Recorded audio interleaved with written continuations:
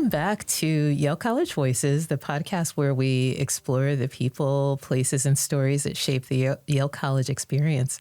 And for those who don't know me, I'm your host, Darice Corey. And today I have the honor of sitting down with someone whose work has transformed the way that so many students find community and belonging here at Yale. So welcome to Dr. Joliana Yee. So welcome, Joliana. Thanks, Darice. Happy to be here, and thanks for the invitation. Yes, I'm so happy. It took us a while to finally get you here, and I'm so happy to have you join me today. So I'm going to go through your bio, and then we'll just have a conversation. Sounds good. Awesome. So Dr. Joliana Yee's tenure as Assistant Dean of Yale College and Director of the Asian American Cultural Center at Yale began in January 2018. Prior to joining the AACC staff, Dean Yee served as a residence hall director at the University of Connecticut for 4 years, where she worked closely with campus partners to create an inclusive and equitable living and learning environment. Dean Yee's dedication to serving Asian and Asian American students and striving for social justice stems from her own re-racialization experiences as an Asian international undergraduate student at Miami University over a decade ago.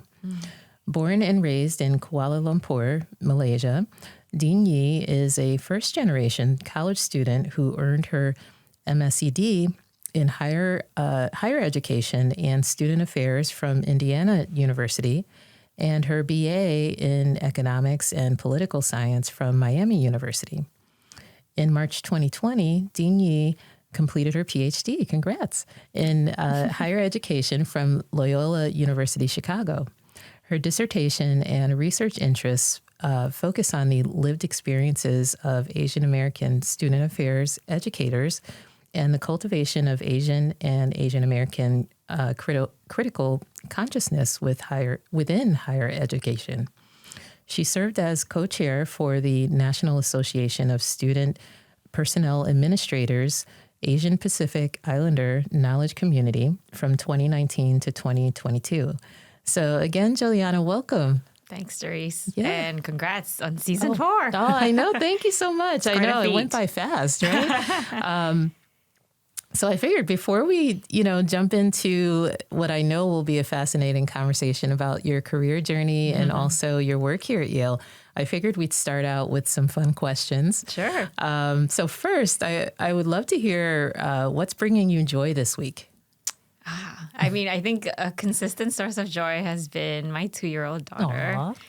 Almost 2.5. Aww. But yeah, she's just in a stage where her little personality is coming out, and she just loves to pretend play, and she's really into animals. Aww. And so we're always, just making sounds and reenacting. We're pretending we're at the zoo and we're spotting animals. So just really imaginative play is bringing me a lot of joy.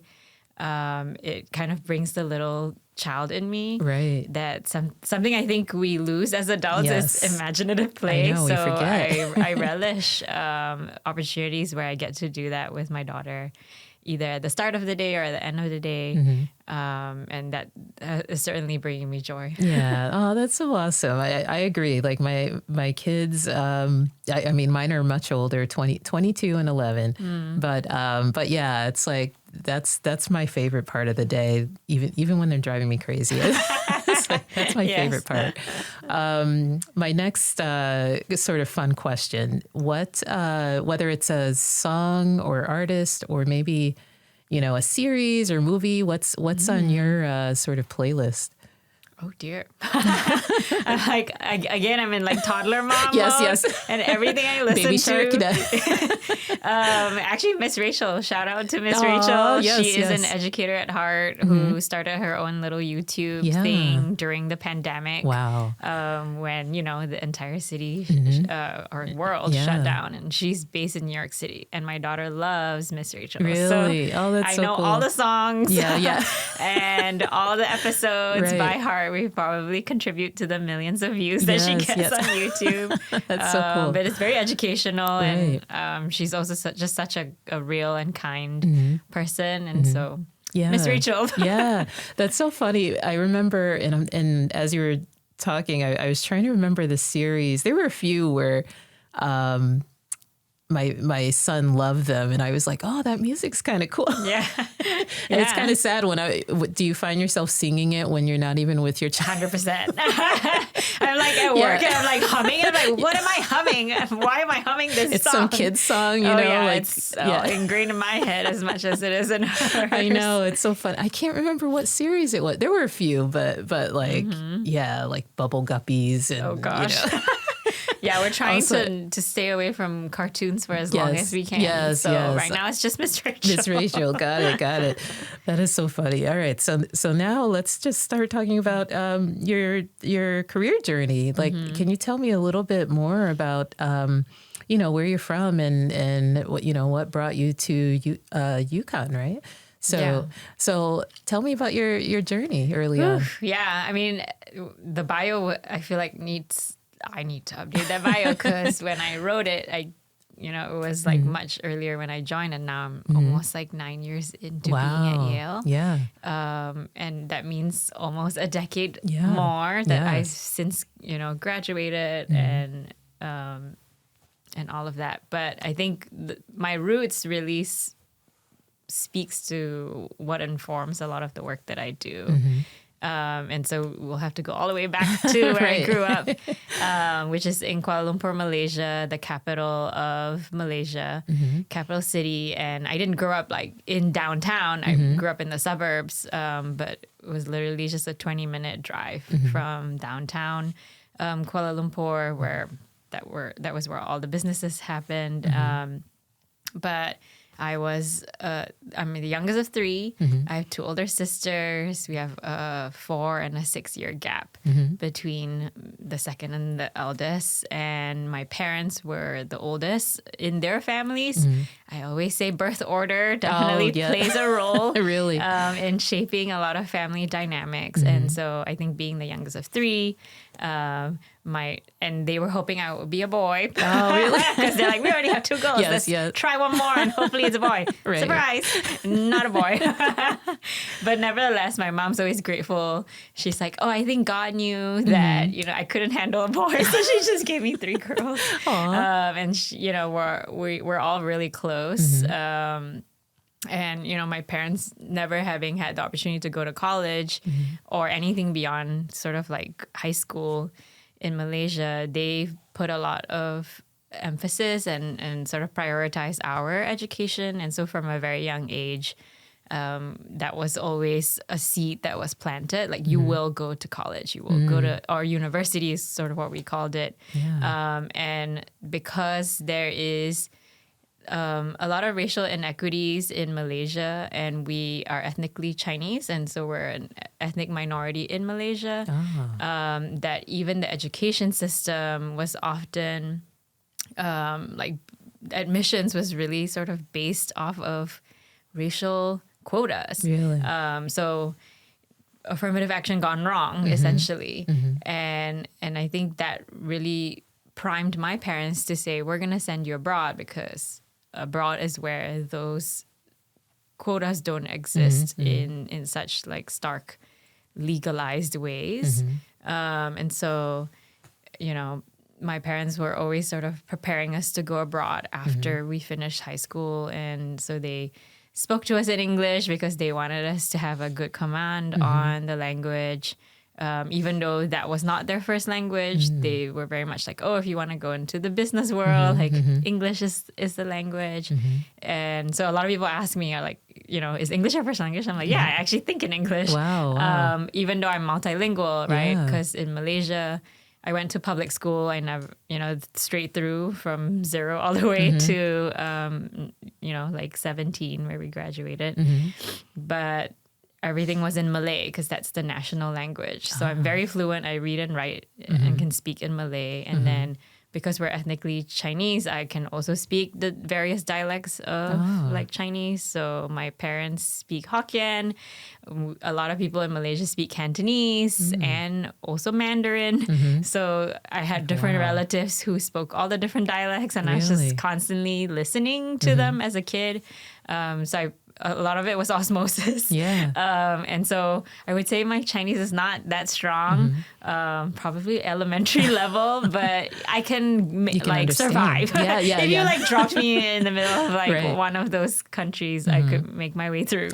And so multilingualism was like big in Malaysia, I think, and then also growing up in a multiracial and multi-religious sort of country, I think really shaped my lived experience, because Malaysia is a Muslim country, like that's their official religion, but we grew up practicing like Protestant, we're Christians, and so being sort of a religious minority, but also being like an ethnic minority, and being, you know, a female presenting woman, and that all really shaped how I grew up. Because I think I was just reflecting on this the other day with students. Like, I remember walking down the street as an 11-year-old and I would get catcalled, right? So things like that made me really aware of my femaleness and like, why would people do that to me and not to like my male friend? Yeah. And then, you know, again, growing up Christian in a Muslim country, I think made me really aware of like that piece. And I grew up alongside Muslim friends and Buddhist friends and Hindu friends. So and we celebrated each other's sort of religious holidays. So it's very pluralistic sort of society. And I really relished that. Like, I really appreciated growing up in that sort of environment where we were just exposed to each other's religious practices or cultural practices, and no one would bat an eye, you know, no one saw anything less than. And even my Muslim friends would come over and celebrate like Lunar New Year with me, and they would come to my house, and then I would go to the house for like Ramadan, you know, and so, and breaking fast. So I think a lot of that allowed my generation to just sort of be very open and curious about each other's like families and lived experiences, and so I'm really grateful for having that. Granted, I know it's not something that is representative of every Malaysian's experience. I think it really depended on where I grew up, and I grew up sort of in a metropolitan city where all of that happened, right? There were definitely folks who grew up in more rural towns that did not have that experience, so I want to qualify that as well. But I think all of that really, you know, sort of opened my eyes to the importance of having an environment where you could be you, right? And this the sense of like being secure and being able to share who you are, and sort of really uplifting the difference as a strength and not a weakness was really ingrained. Granted, there were still like socioeconomic disparities, and I was always asking questions about that, and my parents were like, why are you asking all these questions? And so, you know, I was always a curious kid, and I think that just stayed with me. And I think an experience that was probably really formative for me in my youth was being involved with our youth fellowship in a church that was like 10 minutes from where I grew up, like my childhood home. And it wasn't the same church that my parents took us to as kids. So that was like at 12, my first decision to sort of attend a church that was on Saturdays, not on Sundays. I still went to the Sunday family church, but on Saturdays, I chose how to use my time. And I wanted to go to this youth group because, again, one of our mutual family friends was like invited me to join. She was like, this is a really cool group. And I'm like, cool, it's just like 10 minutes. What am I doing on Saturdays anyway? And it was the one extracurricular, I think, that my mom felt comfortable sort of just dropping me off as a 12-year-old because she's like, it's a church, it's safe, you know? And like, she would just leave me, and there were adults obviously in the mix, like it wasn't just all kids. And I think that's where I really sort of found my voice and found my personality and really made faith my own, rather than like, oh, it's just something my parents and I do on a Sunday. So I feel like being involved with that group from 12 all the way until I left for the US at 19 was very formative. And so shout out to Bangsa Gospel Center Youth Fellowship. They are still standing today. Oh, wow. And yeah, they have been a church there for a very long time.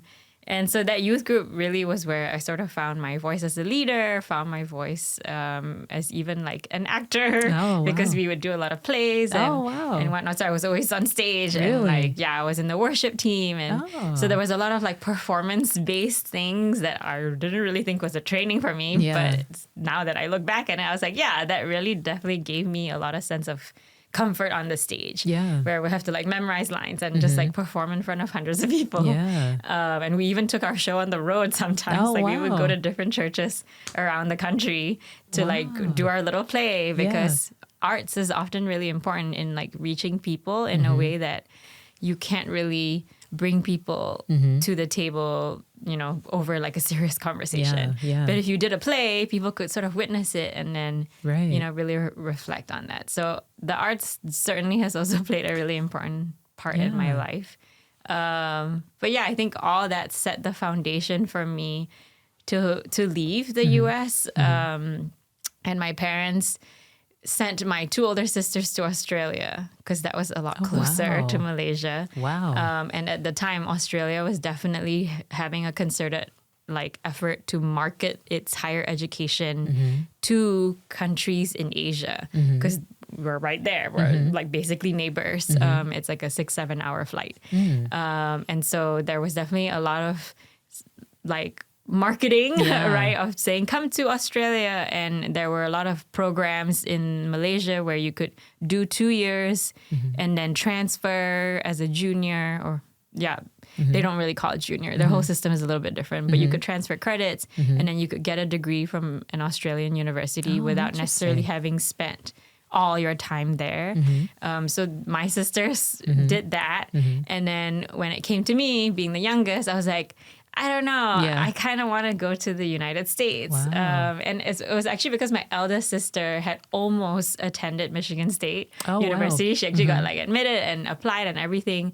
But Australia gave her a full ride. So the university she applied to. So my mom's like, obviously go get a free education, or free. And it was a lot more affordable, a lot closer. And so my mom felt better that they were closer by. But then for me, they were like, well, I guess, you know, if you really insist, then you have to do all the homework. So being first gen, like I had no guidance. I had to apply to everything. I went to like university fairs, and how I ended up at Miami University of Ohio is very random, but they basically had an American University fair, and I vividly remember going to it with my dad. And we were sort of going table to table, talking to representatives, picking up a brochure. And the person at the Miami University table was so friendly. And I've never heard of this university before. Like I had heard of so many others, but I'm like, Miami University in Ohio? Like what? Isn't that in Florida? So then we had a whole conversation, and he was, you know, really inviting, and that was kind of like what sealed my decision to apply, because he said we're sort of like a public Ivy was literally the term he used. And I'm like, what is even an Ivy? So that was sort of opened up a whole door of like understanding education, higher education in the US. And my parents were for it because they're like, it's in a rural town, so you're not gonna like do, you know, interest like forbidden things in the city. And so they're like, Ohio sounds tame enough. And if they're gonna give you a good sort of financial package, then great, because I think as international students we rarely had those opportunities.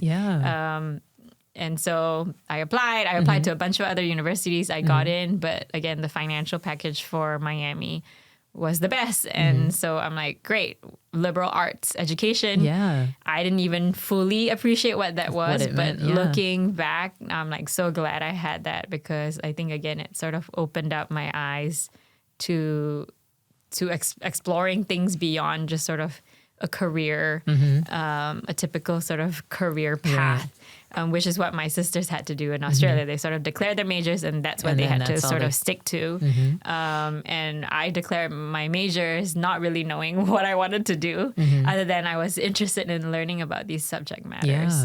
And so... And having a chance to explore and... Right. Yeah. So I also transferred credits. I came to the US at 19 because I already had done a year of college in Malaysia. And so I started as a sophomore. I got involved with residential life and like various extracurriculars on campus that again really shaped me. Yeah. Of course, my coursework shaped me too, but I think a lot of the external out of classroom experiences really allowed me to, again, explore myself and better understand what I'm capable of. Yeah. And I did things that really scared me, which was leading a group of freshmen. And I was like, I'm an international student. Why would they listen to me? Really? A majority of Miami University students are like from the US. A lot of them are from Ohio.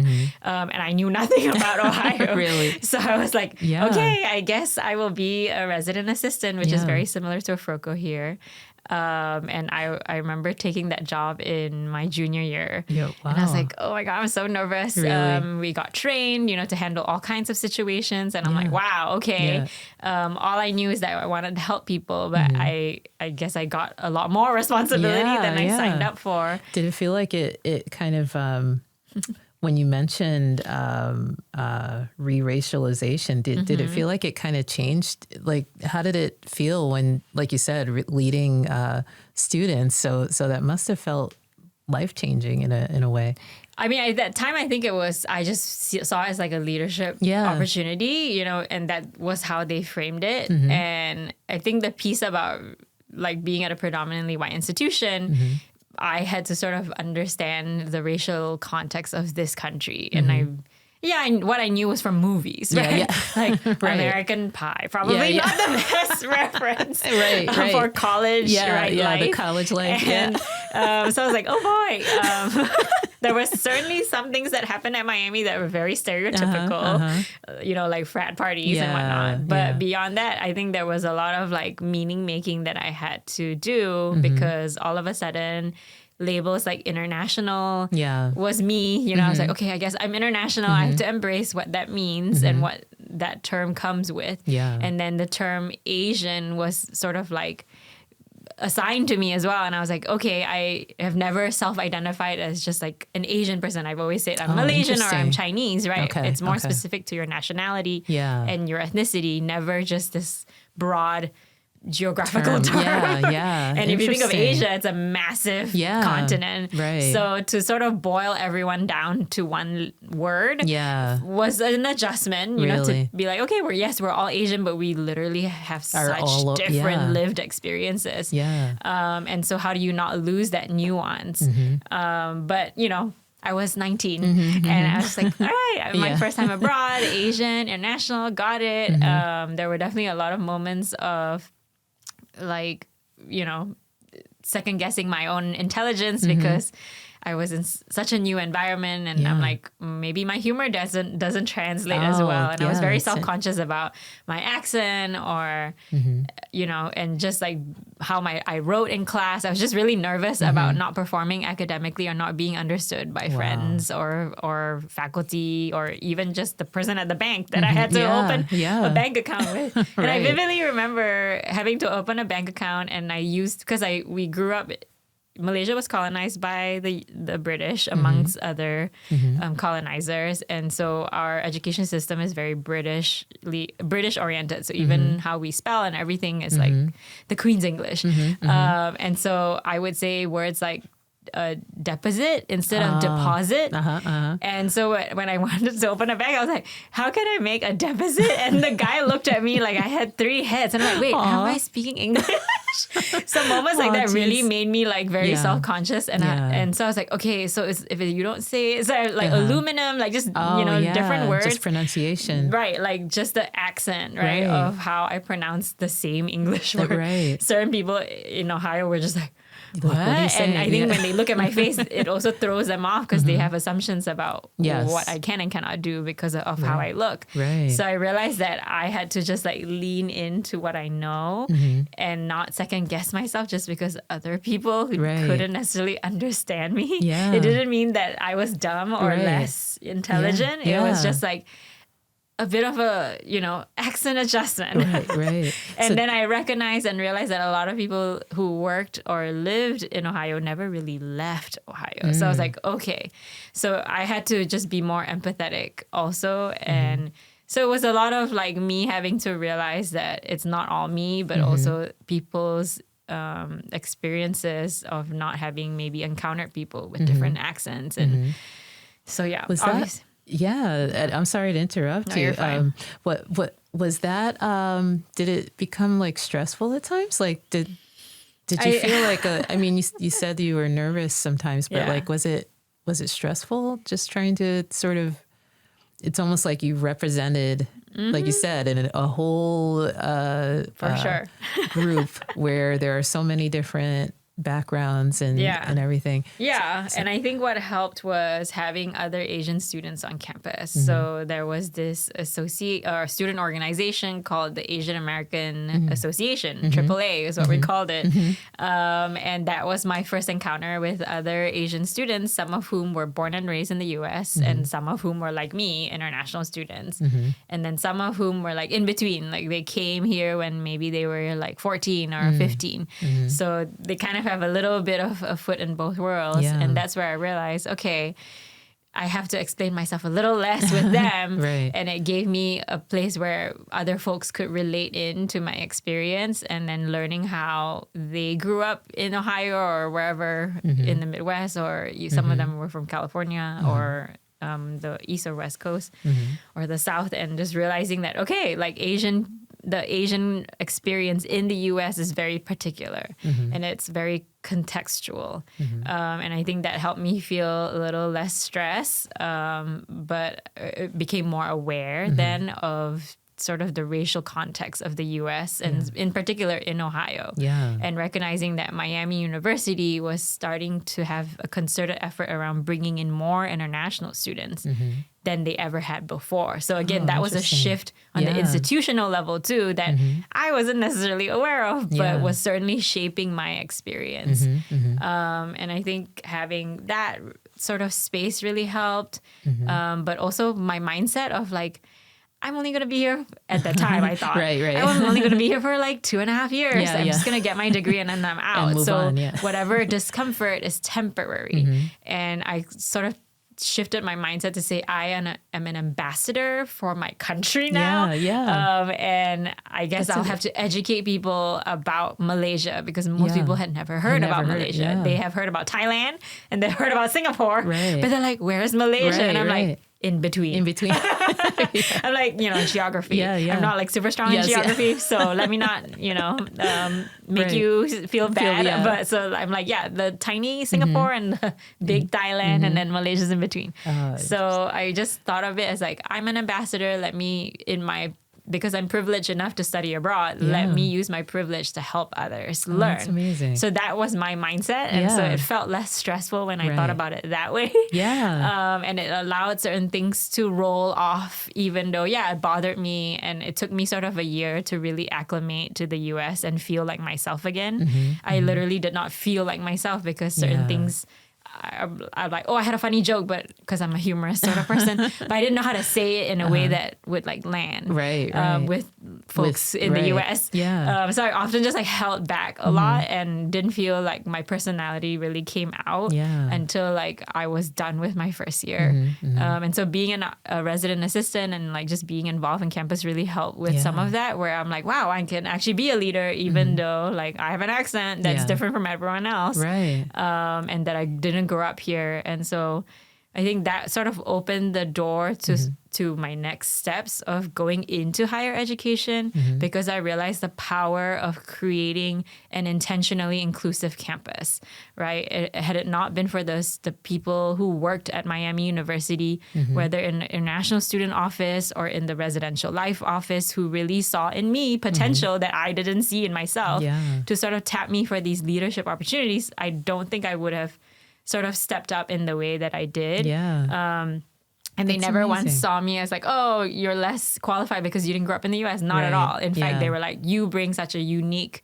equality, da da da. And I'm like, oh, thank you so much. That's so awesome. And so I think I really built, it was a smaller campus, larger than Yale, but smaller. And I think it being rural, like the adults who worked at the university were really critical sort of lifelines to me whenever my peers couldn't figure it out. Like we tried to figure it out and then we're like, okay, we can't figure it out. Let's call on like the Littles who were this couple who were like born from Ohio, but one of them worked in the international office and they would often host international students at their home over breaks because we had nowhere to go. Like rural Ohio, what are we doing? And like we didn't necessarily have money to go vacation. Right. So, not all of us were wealthy. Some of us were like middle and some of us were low income there on a full ride.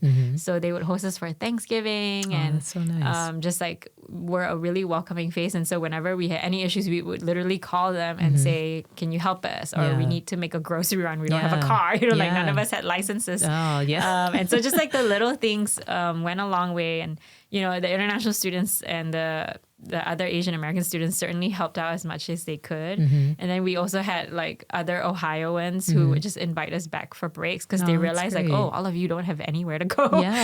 So I've definitely done a lot of Christmases in like rural parts of Ohio. And it was really cool to see how like folks that celebrated this holiday, deep fried turkey, football, the itis, like all that. I was like, okay, this is a full immersion that is in so local cool. culture.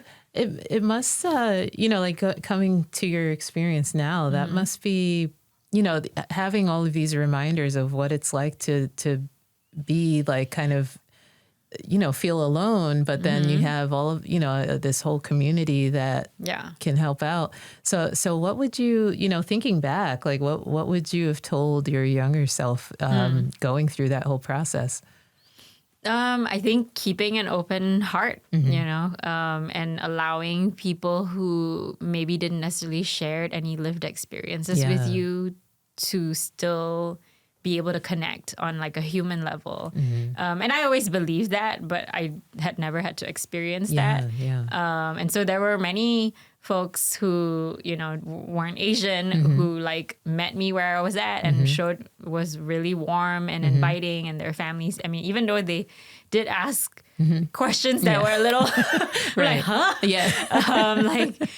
Okay, but I was able to sort of look past that because I knew that their intentions were good.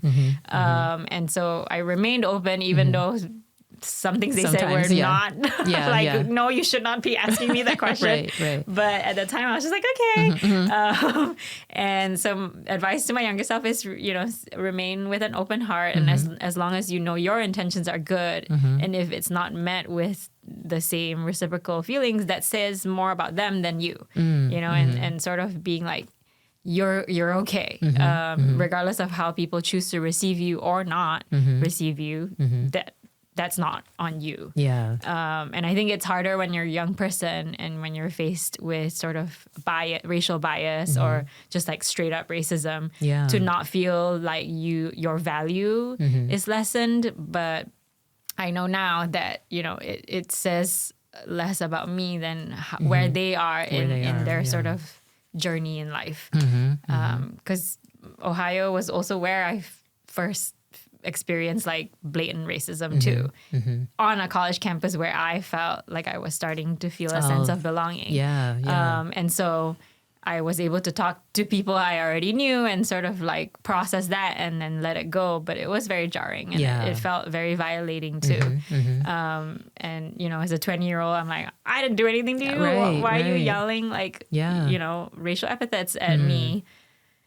So I was like, okay, let me just pray for that person and like move on. But I think that was certainly an encounter that still sticks in my mind and made me really think about what would lead someone to say that and sort of pay attention more to the systemic level of things and not just be so focused on the individual incidents. Because sure, that was a one-off, but there's something else happening for them that is leading them to feel like that is the solution, which is clearly not the solution. But I think that whole experience sort of led me to be more focused on like various pieces of identity as I was going through my master's and then later on my PhD. Right. Because so much of it, identity is so salient to how we move through the world. Right. Like that person knew nothing about me other than how I physically looked. Yeah. And that was what came out of their mouth. So I'm like, clearly there's something happening here. And if we're not paying attention to it and being intentional, then people are going to drop out of school because they don't feel like they can be there. Or, whether it's a professor or a random stranger or a fellow classmate, I think there needs to be a lot of intentionality around how we teach and create spaces for one another to be. And sure, we can debate and agree to disagree. I've definitely had many agree to disagree conversations with my undergrad friends. But nevertheless, we had a conversation, right? And both of us felt safe enough to express our differing views. And I'm grateful to Miami University and the liberal arts education for that sort of environment. And again, the intentionality that the student affairs educators really played. Faculty were great, but they were also very much like class specific. Right. And it was the people in the student affairs and student life that really sort of shaped that environment for me. And so that's when I thought, maybe I could do this for a job. And that's kind of what led me to get my master's at Indiana, and then led me to UConn, which was my first like full-time job after school. And so that in and of itself was certainly an experience, a very formative experience because I was like an adult, by then. But grad school at Indiana was also really formative. Our cohort, when we were admitted for our master's, was the most diverse, racially diverse in the program's history. And I didn't even know that. I just was like, I got into grad school. That was what I was thinking about. Being the first in my family to go to graduate school and the youngest, right? Like none of my sisters had gone to graduate school. So I had to navigate that entire process myself. Yourself again. It was, again, very nerve-wracking. But nevertheless, like I knew in my heart that I wanted to work in a higher education institution and that I had a role to play in shaping young people's lives outside of just being a faculty member. And so that's what led me to get my master's. But when I came into the program, they kept sort of celebrating this idea of like a diverse cohort. And I was like, okay, this is really interesting. And so it continued to sort of shape my understanding of the importance of intentional diversity. And truly, the people that I met in that program are still some of my very close friends, even though, again, I didn't meet them until I was like 21. But for the 2 years that we were there, we lived on campus. Again, Indiana is more of a rural campus. It's one of the Big 10 schools. So huge football culture, huge basketball culture, like huge sports culture in general. And so I got to be immersed in that. But outside of that, our program, the Higher Education and Student Affairs program, was very intentional about a cohort-based model. And so our cohort sort of became our support system. Like but at the same time, the doctoral program also had a cohort. And for some reason, they were also the most diverse that year. And so we sort of had this running joke of like, we were cousins. And so a lot of the doctoral students who were students of color would be like, hey, cousins. And we were like, hey, cousins. So we would sort of really be that support system for each other outside of classes. Because again, awesome. We weren't in the same class. And we built a sense of community in rural Bloomington, Indiana. That's amazing. And so I think, again, a lot of that shaped my understanding of race in the U.S. and the term women of color. That identity became more salient for me in that environment because I was like one of 2 Asian people in the entire program. And then everyone else, was like brown or black or mixed race. And so I think leaning into this understanding of like women of color and people of color and what is the history of those terms and opting into that community and really investing in it was very formative, again, for my re-racialization journey. That's fascinating. Thank you for sharing that. And thinking about your journey, like, did you ever imagine that you would be working at Yale someday? Like, what kind of led into being a director of the Asian American Cultural Center. I can only imagine based on what you shared, but like what drew you to Yale? Yeah, I mean, so the journey post grad school was that I ended up working at University of Connecticut in residential life for 4 years. That was definitely a whole journey in and of itself. Right, of like, I can imagine. We have, at the time, UConn had 11,000 students living on campus. Wow. I oversaw a building or two of like, over 1,000 students, and it's all years. It's not just first years. It's like first year, second years, third years. Some were even seniors. And again, they're coming from all over. A lot of them are Connecticut locals, but certainly when UConn was winning all those championships, it drew a lot of people from all over the country. Yeah. And so again, another big school and a state flagship. And I learned a lot again from just like being there, being part of the recruitment team, helping with like retention. And I think, and UConn actually has 5 cultural centers. Oh, interesting. And that as a professional, I was like more aware of it, even though Indiana University also had cultural centers that were standalone. I just was not as involved where I was in my journey. I didn't necessarily see that as a space for me. And so I fully understand when students are like, you don't really, know if the cultural centers for me. I'm like, that's fine. Because I was that student too. Right. But nevertheless, I was still ruminating on all of these experiences that were identity-based, just not in those spaces. And so when I was at UConn, I realized like, these are my colleagues doing this really important work. How do I collaborate more with them to ensure that what I was doing in the residential setting was intentionally inclusive, and open, and given the diversity of students that we had coming to UConn at the time. So in the 4 years that I was there, I think we created various programs, certain signatures that I think still are a thing at UConn. Some sort of sunsetted when I left, but nevertheless, I think those programs really left a mark on the UConn community and gave students a sense of the importance of, again, being intentional in including various peoples, whether it's disabilities or, sexual orientation or like race and all of the things. And so I think that really led me to want to go back to school, because I've, again, felt that while my master's program is really great, it was only 2 years. And like everything happened so quickly. Yes. And after having had work experience, more questions arose for me. And, also sort of being a non-US citizen, there are certain parameters to your visa and work visas that there is a clock, so to speak, on how long you could work or remain in the US. So I was like, okay, let me be mindful of that. And instead of getting another job, I decided to go back to school full time. And that's where I ended up at Loyola University in Chicago. And I was working on my PhD there. I followed Dr. Oyan Poon, who is still a mentor to this day. And so she was the reason why I ended up in Chicago. And a lot of life happened outside of just school.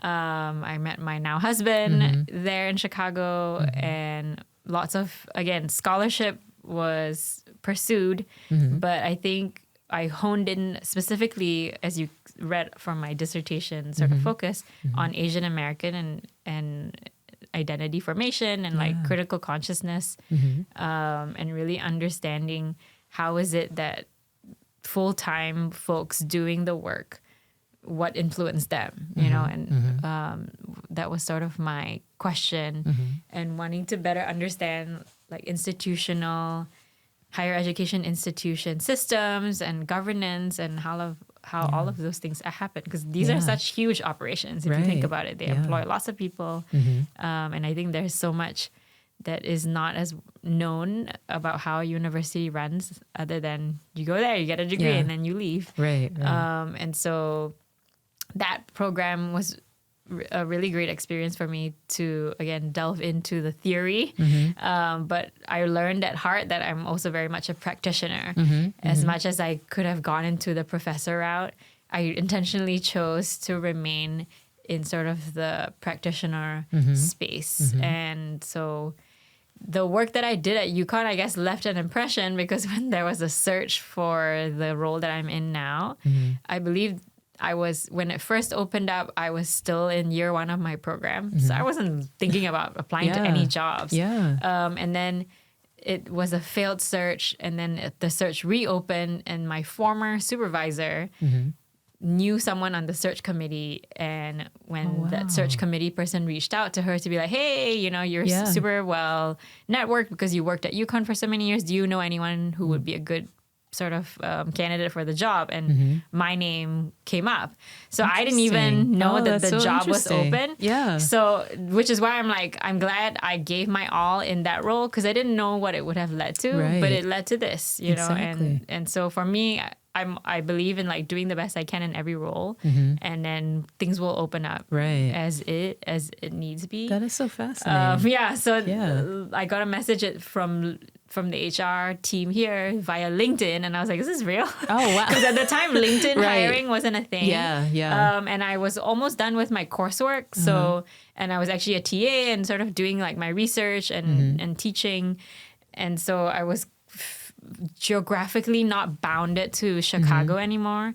And so when the opportunity came up, I was like, okay, I guess I will interview and see what happens. And I was really intrigued by how old the center was as a sort of higher education scholar. I thought like history is so important, context is so important, and the fact that the center was established in 1981 really gave me like pause, because I didn't know that.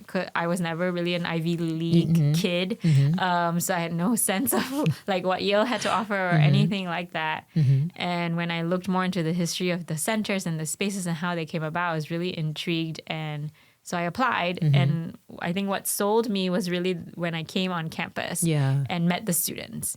The interviews with them, they were just so like smart, and the questions they asked were really thoughtful, and I was like, wow, I feel like I would be challenged working with students who were so sort of like inquisitive, and they took a lot of ownership over the centers, which was great. Because I think other institutions that I've been at, students would sort of be involved, but they kind of weren't as invested. And I felt a really strong investment in these spaces by the students who were there at the time.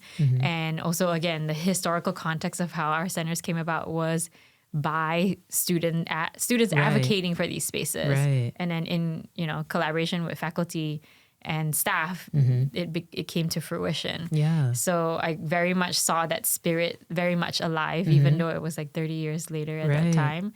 And so that was what really drew me to say yes when I finally got the offer. And so, that's so cool. My husband and I like picked up our lives from Chicago. He's from Jersey, so it kind of was like, okay, I guess we're closer to home. For me, I'm like, whatever. I've worked in Connecticut before. I guess I'm back. And so that's how I started in January 2018, which is why it was a mid-year thing, because I had to like end my obligations at Loyola kind of abruptly, and then they're like, we want you to start as soon as possible. So I was like, okay. And so I remember flying out here in October just to meet some students, and then flying back to like pack up my whole apartment and then move everything. Oh my goodness. And so I was still technically in the midst of my doctoral program, but not taking classes anymore, which allowed me to say yes to the job. And so I basically was working here, and then on weekends I will be working on my dissertation. It was a lot. I can imagine. And so when you started, so that was 2018, and then the following year was the pandemic, right? Or the beginning of the pandemic. So how, like, when you think back to, whatever you visioned or envisioned for the center during that time, how did that shift when everything just kind of shut down? And I mean, I had a solid 2 calendar years, I guess, of being at Yale and seeing Yale pre-COVID. And I think, I came in with a mandate of basically having to rebuild the center because of the lapse of university leadership for almost 2 years.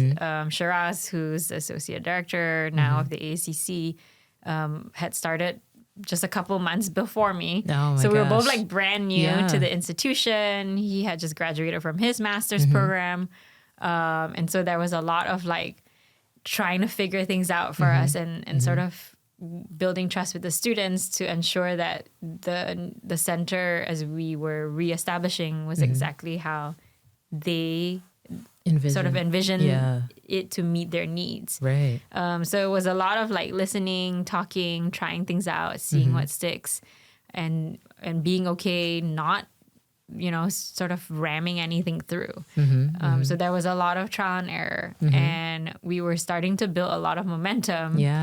2019 was an amazing year. Where we were able to celebrate the Asian American Students Association's 50th anniversary. Wow. Because they are the student org that preceded the center. Okay. So they are the oldest Asian student organization on campus. And so in 2019, we celebrated their 50th anniversary. We were able to bring alumni back from all over the country. Some came from like Taiwan as far as that. Wow. And it was really amazing to hear from like all these alumni from like the class of 79 until the more recent years about how much being involved in these spaces or these types of organization really shaped their career and their lives and their decision to pursue law or pursue anything. And again, recognizing the context in which they graduated, you know, what was happening in this country at the time, and how that really shaped all of them, and what they chose to pursue was really powerful. Wow. And so I was definitely bringing all of those narratives with me to say, okay, this is what is possible. How do we ensure that we create that for students now? Recognizing that the country was in that particular, or the U.S. was in that particular context politically. Right. And then, you know, we were starting to build a lot of momentum, and then I remember our last big alumni event was we took students to New York City to watch a Broadway show that was produced by an alum. It was called Cambodian Rock Band, and it was the first, one of the first musicals or shows that really talked about the Khmer Rouge and all of that history, and how it impacted Cambodian Americans today. And our students were like super pumped, and alumni were there. And I remember sitting in the audience and hearing someone cough. Oh my gosh. Like badly. Really? And then news had already been circulating in January about COVID, but no one knew that it had arrived in the US. Everyone thought it was way over there. And people were starting to get nervous. Oh they were my like, gosh. I hope that person doesn't have COVID. And that was like February, I believe. And then March came and the campus shut down. And so things, you know, it became a rhetoric about like anti-Asian bias that was over there to and suddenly it really reaching the shores here. And I think we felt it. And I think there was a lot of fear, especially when you read the news about like Asian violence. And so I think my shift of my role really pivoted to crisis management, because I think there was just a level of like Asian violence that didn't necessarily, our students have never really experienced in their young lifetimes, right? Like we've read about it historically, and like some of them weren't even born when certain things happen, and so they might have heard it from their parents or their grandparents, but individually they've never experienced something on such a global level. And so we really pivoted towards like mental health crises and sort of like, you know, bystander interventions. What do you do? How do you stay safe? But how do you still look out for one another? And I think the big thing that now we can look back and say, but I think at the time we weren't really sure how to name it, was isolation. I think the isolation of being in front of your screens for like almost 24 hours a day, other than when you were sleeping, to find community. I think it seemed interesting at the time because we're like, we've never done Zoom before. Yeah. Now Zoom is like, I know. Now it's part like of your overkill. dictionary. Yeah. Right. Yeah. And we were doing Zoom events for the first time. Yeah. And it was really interesting we were sort of the first in Yale College, right? To sort of do that, an event on Zoom. What do you mean? I know. I remember. And you were supporting us with all the tech requests. And even for me, it was like, wow, how do we make this, work? Exactly. How do we make this happen? But people were just like looking for some sense of community. Yes. And, there was that viral game Among Us. That, yes. Oh my gosh. Yes. I remember. So there were definitely relics from 2020 to 2022.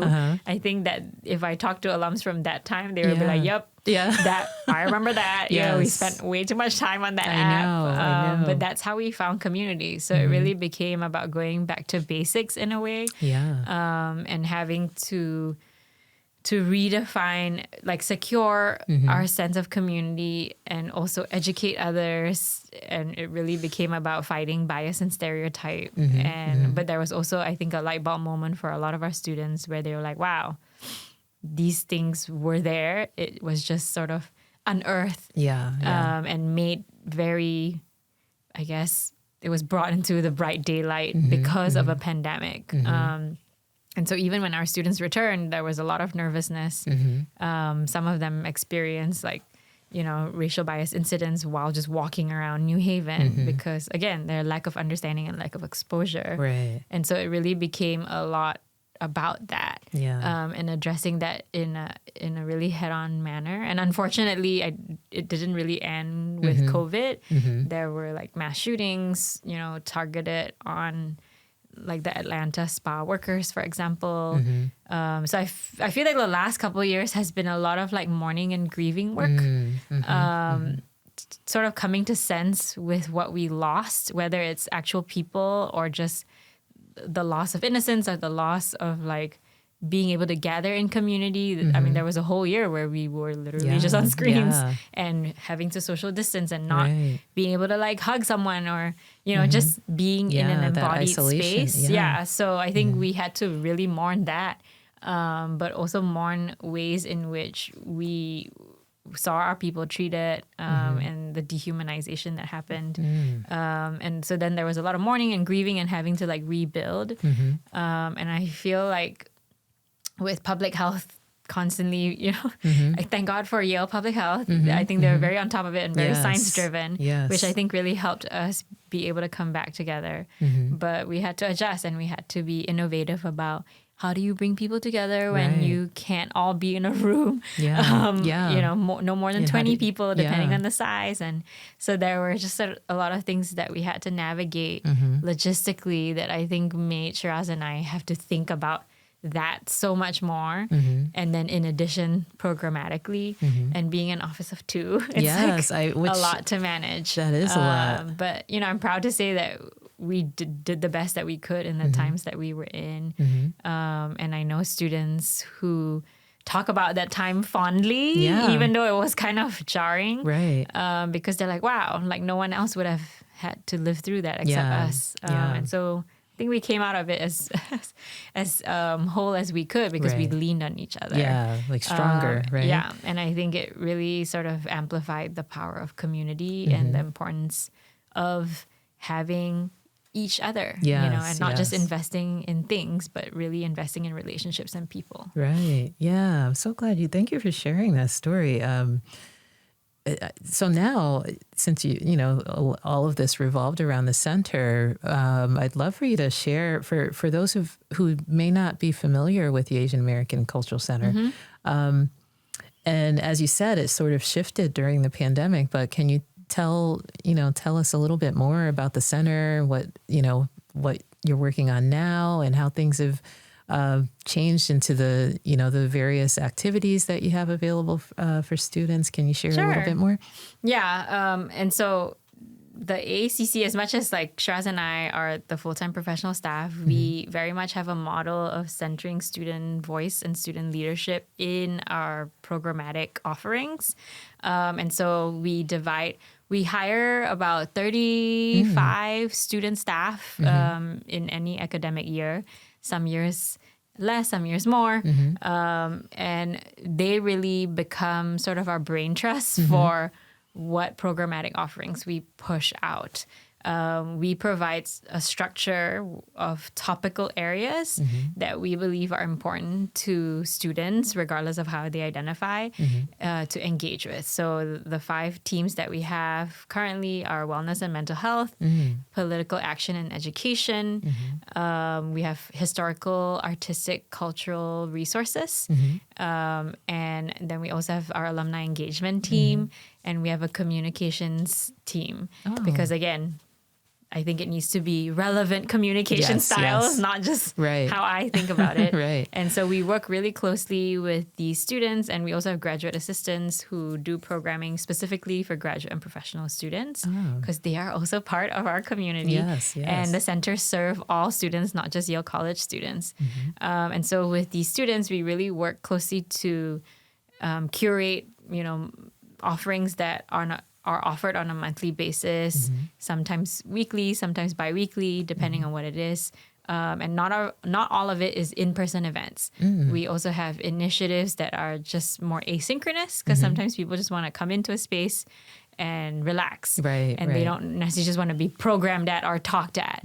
So our center is very much just a physical resource where we have a library on the 3rd floor, we have a karaoke room, we have a game room, and we host weekly game nights, because again, that's a nice way for people to interact without necessarily having a sort of formal agenda. And it's led by our AACC associate director, and it's become really a space that a lot of students look forward to, because Yale is very academically demanding, so sometimes our students just need somewhere where they can use their brain in a different way. We also have an arts resource room, and we have a wellness lounge. And we have a kitchen, which everyone loves, that's stocked with all sorts of spices and like 10 different types of rice. Like flour, you can make a roti or, cook your favorite dish from home. And I often see students in there like FaceTiming their parents, asking like, how do you make this? Because it's the first time they ever have to cook for themselves. And so the kitchen is definitely a very used space. And then we also just have like a living room where students can lounge and like study and talk. And then a multi-purpose room where we use on the 1st floor for all kinds of events, right? Whether it's speaker events, or like a lunch or a dinner. We have food fundraisers, all sorts of things. So the physical space in and of itself is a major resource for any student with a Yale ID. And they can swipe in during open hours. And then in addition, we have about 60 student organizations that are both Yale College and also graduate and professional school affiliated. And they affiliate with the AACC if there is an alignment in their mission and our mission. So whether that's like a dance group with some connection to Asia or a pre-professional group. So like the Asian Pacific American Law Student Association, for example, has affiliated with the center before. Or they just like are pursuing something more culturally related. Like the newest student org we have is the Asian Crossroads at Yale, which focuses specifically on the experiences of Central Asians. Again, a rising population here at Yale. And so we provide resources and support for all these student organizations to make their events happen or create spaces where people can learn about Central Asia, or if they are Central Asian, find a space for affinity and community. And so we provide sort of advising and training for them throughout the academic year, as well as funding and other sort of non-monetary resources.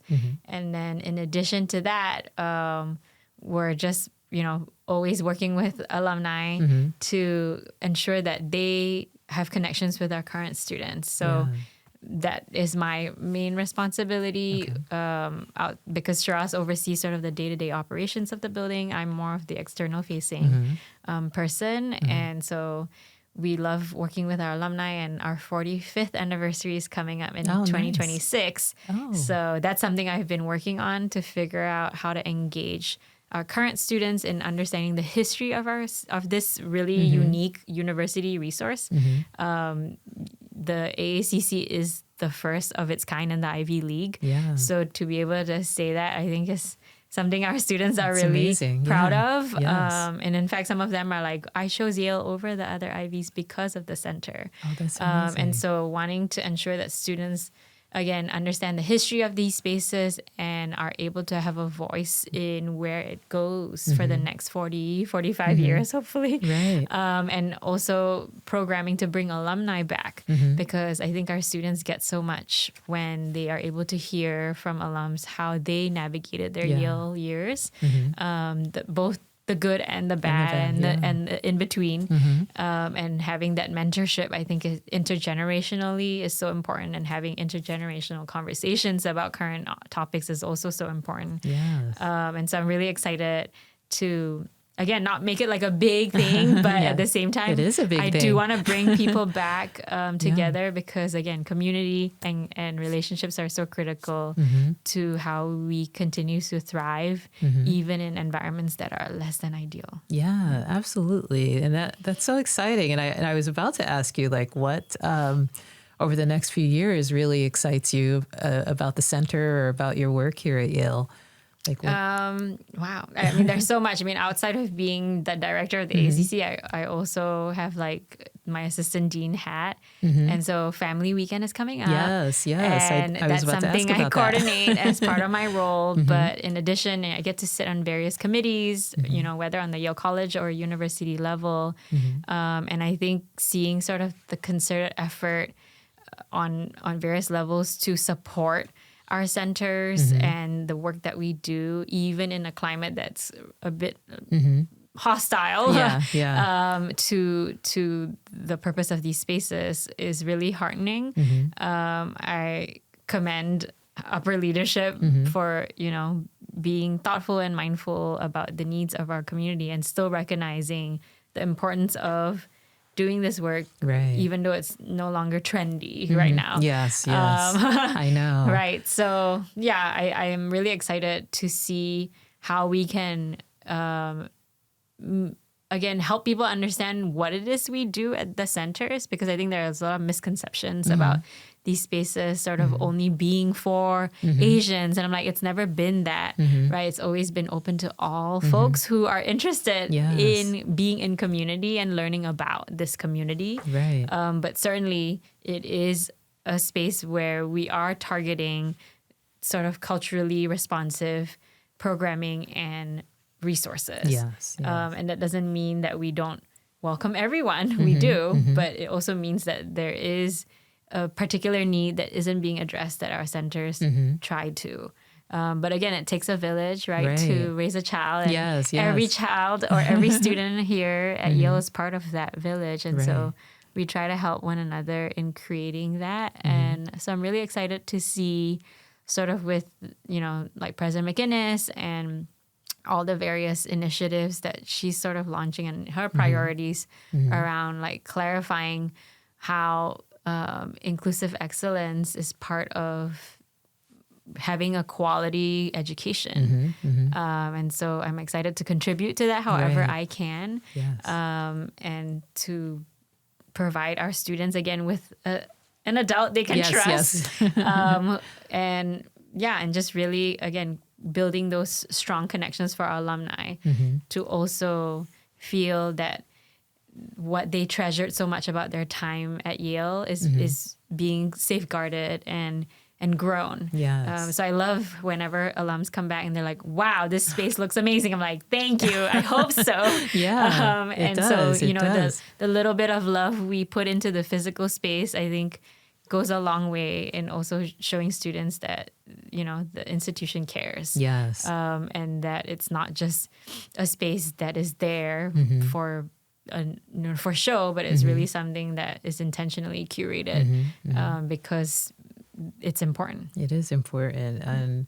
And even, you know, as you shared all of that and thinking back to, you know, your first experience in college, and how was that? You know, you mentioned that they did have culture centers, but you weren't, you know, at the time it wasn't your, not that it wasn't your focus, but you didn't get as involved.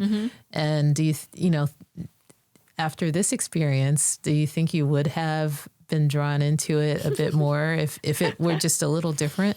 I mean, I think this is where like having an understanding of how like identity and theory works, it actually solidifies why I don't expect all students to come into this space, because it's really sort of a self-guided and directed thing. Where as a graduate student, I was very much focused on certain aspects of my identity that didn't necessarily needed to be explored in a space like that. Perhaps there were programs and events that they did that I attended, but I just like wasn't necessarily drawn to the physical space. And so it informs the work that I do now, in that I don't measure success as like all Asian students coming into the center. That is not a need that all Asian students have. And in fact, non-Asian students, I hope they come, because it is certainly an area of exposure that, depending on your major, you might not have. Right. And so we welcome that, and we welcome curiosity and like openness and learning. And so we've definitely had non-Asian students like pursue various programs within the center. And so that's really, I would say, always enriching and helpful to see. And yeah, I don't think I would have done it any differently, just because that's where I was at. That's where you were at the time. That time. And I think my like graduate program was providing a lot of that. That isn't necessarily the case for other graduate students. So I think it's also very field specific. Yeah. Oh, interesting. So Joliana, as you could see, we already spent an hour together, and I your journey was so fascinating, and I'm wondering if you could, if you could imagine, like I said, in the future, maybe 3-5 years from now for the center, what do you think success looks like for the center, or for the students that you serve? Yeah. Well, in 5 years, we will be 50. Yeah, so, 50. To have been around for a whole half of a century. I think my idea of success would be that it is still a thriving community, that it's not just sort of there and not really like, I guess, stewarded with care and love. So my hope is that the physical space is still well maintained, but that there is also a sense of liveliness in not just the programmatic offerings, but how students feel about the space, right? Do they feel proud of it? Do they feel like it's something that they can just, walk into? Do they feel that the institution as a whole highly regards the center? So my hope is, right, an idea of success is, yes, that Yale College and Yale in general is uplifting the space and all the other sort of adjacent centers as resources for students that they are proud to highlight. I think my other sense of success would be like resources, right? I think that's another measure of sort of ensuring that there is a steady level of resource that supports the demographic change. Because I think even in the last decade alone, the student body demographic has changed so much. And Asian identifying students are actually the largest racially minoritized population on campus now. Interesting. And that I've never experienced that at any other institution.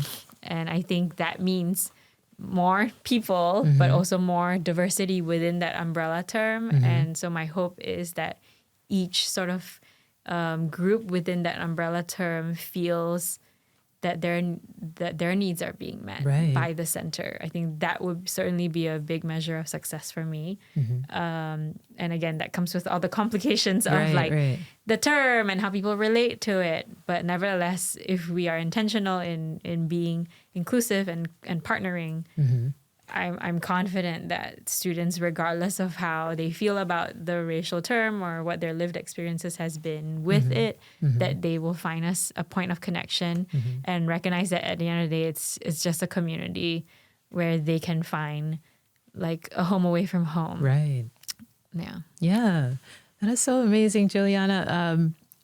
I would love to talk to you more, but we ran out of time. But I thank you so much for sharing your journey with us today, because From your early experiences that you mentioned, and then to your time now here at Yale, like what I took away the most from our conversation is just the power of community and how it can be life changing. Like you said, the center is a home away from home for some students, and I just find that inspiring because it's.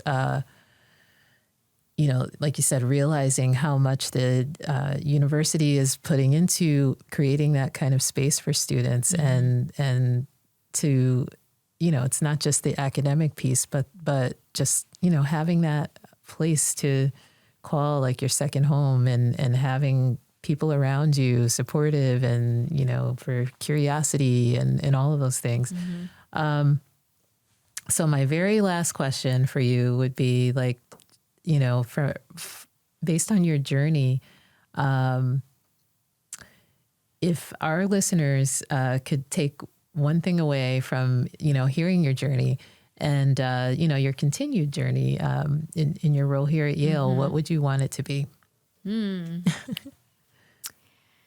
Wow. It's a big question. I mean, I think perhaps as you meet other people who might look like me, recognizing that there are so many nuanced aspects to like someone's journey. And to have the privilege of fully uncovering all of that, I think takes time, right? And so thank you for making time and for giving me space to sort of like talk through some of that.